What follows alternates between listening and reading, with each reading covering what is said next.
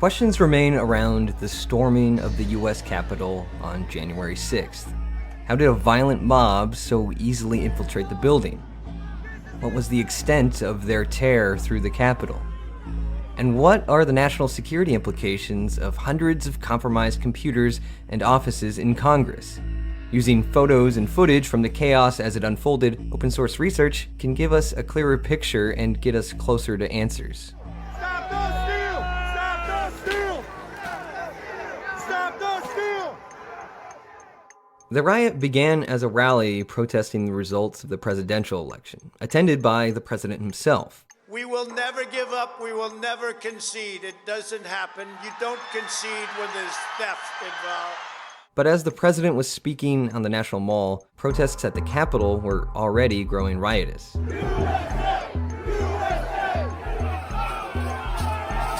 At around 2 p.m. Eastern Time, protesters stormed the Capitol building, scaling walls, smashing windows, and tearing down barricades. The rioters met only limited resistance from a heavily outnumbered police presence.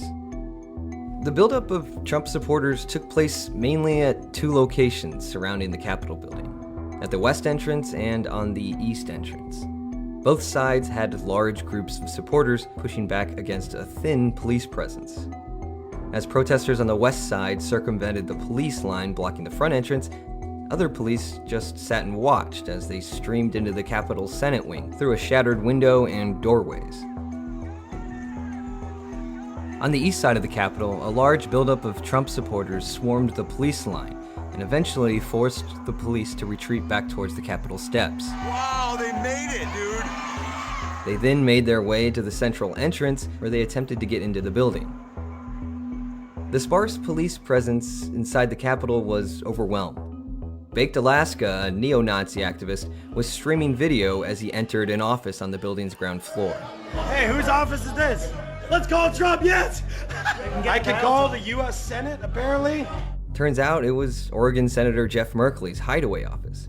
He posted a video of the ransacked room later in the evening. You can see the debris all over the floor.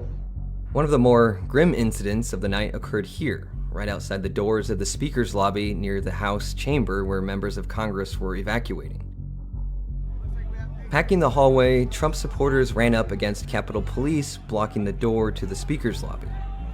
As more police arrived, the ones guarding the door left, giving the Trump supporters a chance to break the windows leading into the lobby. A clock visible above the lobby doors shows that the time was approximately 2:44 p.m. 2 minutes later, a woman, later identified as Ashley Babbitt, attempts to climb through the window and is shot by a guard on the other side.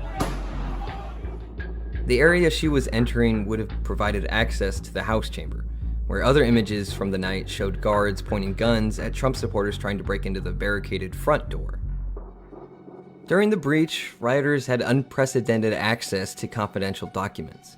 A now deleted photo from a Blaze reporter shows an unlocked computer in House Speaker Nancy Pelosi's office, and Senator Merkley claims at least one laptop was taken from his office during the break-in. One bright spot, it's unlikely any classified data was stolen during the riot. Congressional computers don't have access to that kind of information outside of specialized rooms. For a lot of congressional staff, the information they deal with is unclassified, and a lot of it becomes public record anyway. And so it's, from that perspective, not particularly sensitive that it gets out. Still, exposed emails and documents could contain sensitive information, and the security breach offered bad actors the chance to plant bugs or other devices, meaning Congress will consider those areas of the Capitol as potentially compromised.